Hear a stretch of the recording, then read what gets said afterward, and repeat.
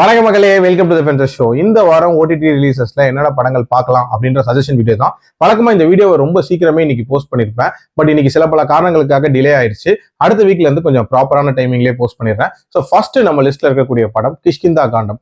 இந்த படம் பாத்தீங்கன்னா டிஸ்னி பிளஸ் ஹாட் ஸ்டார்ல அவைலபிளா இருக்கு தமிழ் டப்பிங்கோட. இந்த படம் குரங்குகள் இருக்கக்கூடிய ஒரு வனப்பகுதியில் இருக்கக்கூடிய ஒரு வீடு, அங்க இருக்கக்கூடிய ஒரு எக்ஸ் மிலிட்டரி ஆபீசரோட கன்னு காணாம போகுது. அதை சுத்தி நடக்கக்கூடிய மர்மங்கள் என்ன அப்படின்ற மாதிரி போகக்கூடிய ஒரு படம். இந்த படத்தோட ட்விஸ்ட் அண்ட் டர்ன்ஸ் அப்படின்றதெல்லாம் வேற லெவல்ல இருக்கும். கண்டிப்பா ட்ரை பண்ணி பாருங்க. அடுத்ததான் நம்ம லிஸ்ட்ல இருக்கக்கூடிய படம் பகீரா அப்படின்ற கன்னட மூவி.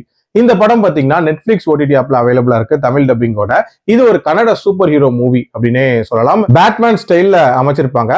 இந்த கதை அப்படின்றது பரிச்சயமான கதையா இருந்தாலும் ஓரளவுக்கு என்கேஜிங்கான ஒரு வாட்சா தான் இருந்துச்சு. அடுத்ததா ஷககஹாரி அப்படின்ற ஒரு கன்னட மூவி.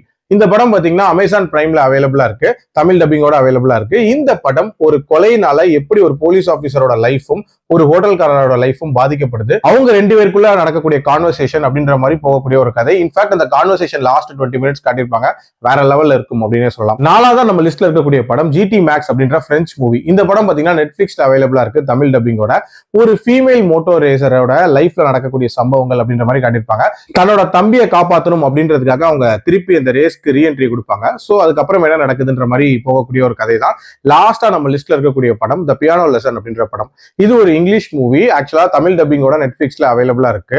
ஒரு பாரம்பரியம் மிக்க ஒரு பியானோ, அந்த பியானோவோட வரலாறு என்ன, அது வந்ததுக்கு அப்புறம் மட்டும் ஒரு குடும்பத்துல என்னென்ன மாதிரியான பிரச்சனைகள் நடக்குது, அண்ட் டுவர்ட்ஸ் என்ன அந்த பியானோக்கு என்ன ஆகுதுன்ற மாதிரி அந்த பெர்ஸ்பெக்டிவ்லயே காட்டியிருப்பாங்க. ஒரு மாதிரி வித்தியாசமான ஒரு வாட்சா இருந்துச்சு அப்படின்னு சொல்லலாம். இதெல்லாம் தான் இந்த வாரம் என்னோட சஜஷன்ஸ். இதை தவிர வேற ஏதாவது இருந்தாலும் கண்டிப்பா கமெண்ட்ல பதிவு பண்ணுங்க. மீண்டும் அடுத்த விமர்சனத்தில் சந்திக்கிறேன். நன்றி, வணக்கம்.